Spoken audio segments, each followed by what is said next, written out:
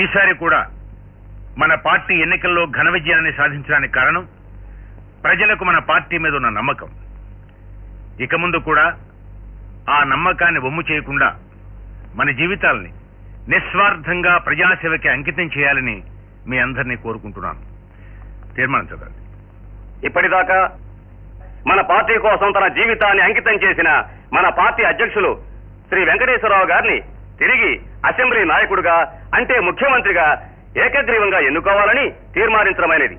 అందుకు మీ ఆమోదాన్ని తెలియపరచవలసిందిగా కోరుతున్నాం. అది కుదరదు. ఏమిటి కుదరదు? ప్రతిసారి ఆయనే ముఖ్యమంత్రి అయితే ఇక ఈ పార్టీలో ఎవరు ముఖ్యమంత్రి అయ్యే పనే లేదా? ప్రతిసారి ఆయన అంటే ఆయన కాకపోతే ఇంకెవరవుతారు? ఆయన ఫోటో పెట్టి ఆయన ఉపన్యాసం చెప్తేనేగా మనం గెలుస్తున్నాం. ఇదిగో యదవకోలు చెప్పమాక. ఆయన మా నియోజకవర్గానికి రాలేదు. ఆయన ఫోటో మేము ఎప్పుడు పెట్టలేదు. మా వాళ్ళంతా నా పేరుతోటి నా డబ్బుతోటి నెగ్గారు.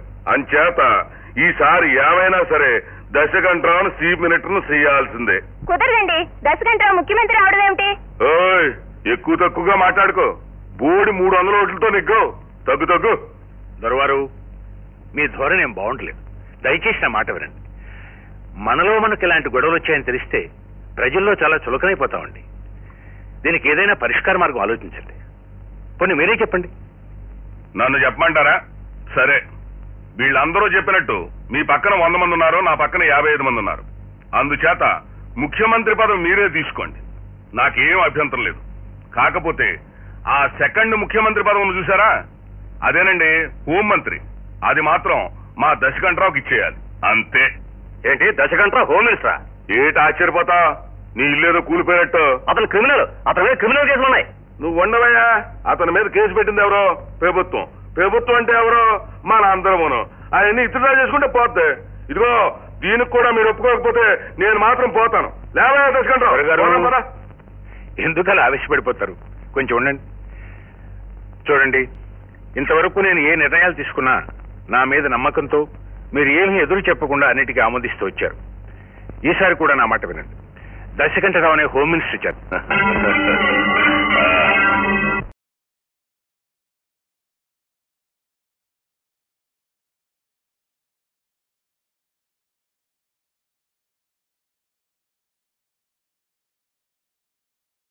స్వాగతం సుస్వాగతం. స్వాగతం సుస్వాగతం. సకలాంధ్ర జన దౌర్భాగ్య దానవ సుంఠ దశకంఠ సామాన్య జన దారుణ హింసా కారణ అపర రావణ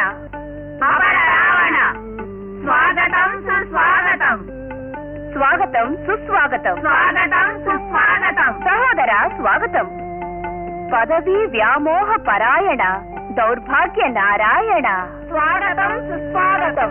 స్వపరభేద రహిత శిక్షక ప్రభుత్వ ఆస్తుల భక్షక స్వాగతం సుస్వాగతం. ఆశ్రిత జనహిత జననాశక పిత. చెల్లమ్మా, ఈ భాష ఇంటానికి చాలా బాగుందే. తెలుగు సోదరా తెలుగు. మన దేశం మన భాష మన దర్జా. విజేతవయ్యేవు. స్వజాతిని నాశనం చేసే బొత్తిగా అర్థం కావటంలే. తమకేమైనా అర్థమైంది ఏంటి? మన గొప్పతనం గురించి చెప్తుంది. నువ్వేదో చాలా మంచి భాష మాట్లాడేస్తున్నావు. మీ అన్నయ్య సభలకి సమావేశాలకు వెళ్ళేటప్పుడు కాసంత భాష రాసిపెట్టు. అందరూ భాష రాసేటట్టు ఉండాలి. అలాగే రాసి భద్రజీవి. నమస్తే సార్. నమస్కారం. ఏంటి డిన్నర్ కూడా యూనిఫామ్ తోటి వచ్చేసావు? డిన్నర్ అయినా పార్టీ అయినా మినిస్టర్ దగ్గరికి వచ్చేటప్పుడు యూనిఫామ్ లోనే రావాలి. ఏ ఊరు మంది? మా తమ్ముడండి. ఓ ఆడేనా ఏడు? ఊరిని ఎప్పుడో కాళ్ళకి చెప్పులు లేకుండా తిరుగుతుంటే చూశాను. ఇప్పుడు బోట్లతో తిరుగుతున్నావు. ఇదంతా మీ చలవే బాబు. నీ పేరు? కృష్ణ చైతన్య.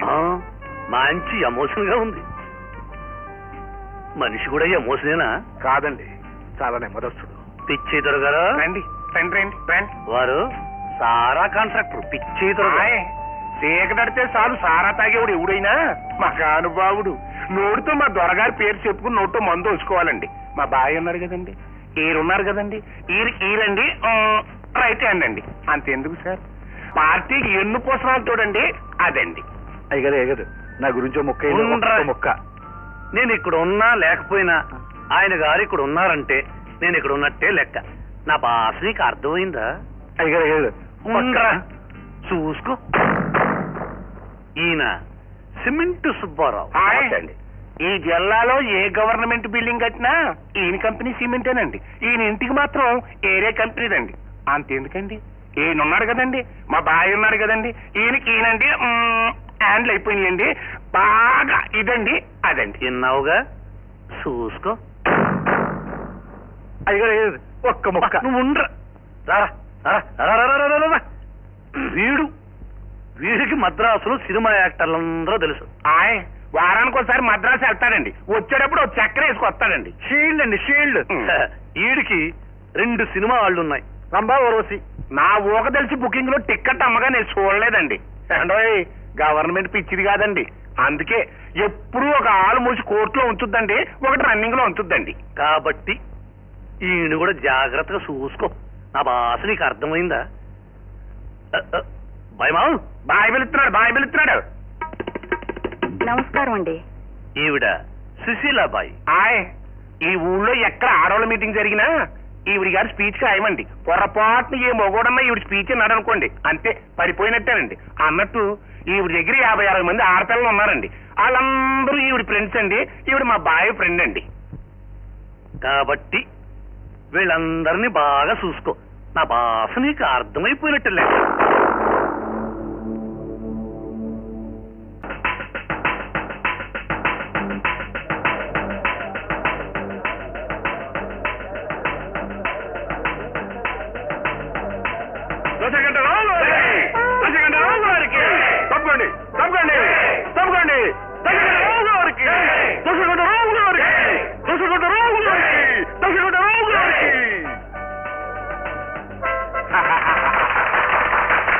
మన హోటల్ ప్రొపరేటర్ అండి, ఈయన మంత్రి గారండి, ఈయన ఎస్పీ గారండి, ఈయన డిఐజీ గారండి, ఈయన పిచ్చయ్య గారండి.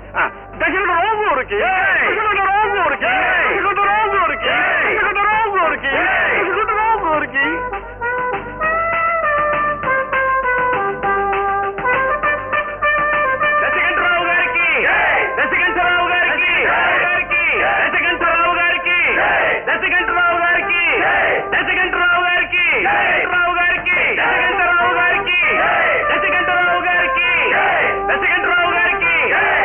దశకంఠరావు, మన వాళ్ళందరూ తలకో పర్మిట్టు పెట్టుకున్నారు. ఆ కాగితాలన్నీ నాకు తెచ్చారు నీకిమ్మనమని. నువ్వేం చేస్తావో నాకు తెలీదు. వాళ్ళందరికీ పర్మిట్ వచ్చే బాధ్యత నీది. మీరు చెప్పాక తప్పుద్దా? అలాగే చేస్తాను. నువ్వు అను అని ఏ శ్రీకాకుళమో తోయించేస్తాను, గొడవ తిప్పోద్ది. తొందరపడకు. మంత్రి గారి దగ్గర నుంచి ఫోన్ ఇచ్చిందన్నా వినిపించుకోలేదంటే ఆడు మామూలు ఆఫీసర్ అయి ఉండడు, చాలా చిట్ట ఆఫీసర్ అయి ఉంటాడు. మనం పదవిలోకి వచ్చిన వెంటనే గబాల్లో ఒక ఆఫీసును మార్చేసామనుకో, ప్రజానీకు రివర్స్ అయిపోద్ది. ప్రజానీకు రివర్స్ అయిపోయిందనుకో, మన మీద ఎవసలు వచ్చేస్తుంది. మన మీద ఎవసలు వచ్చేసిందనుకో, ప్రతిపక్షం మన మీద ఎగిరిపడిపోద్ది. అంచేత అని మార్చే ప్రసక్తే లేదు. నా భాష నీకు అర్థమైపోయింది అనుకుంటాను. అయ్య బాబోయ్,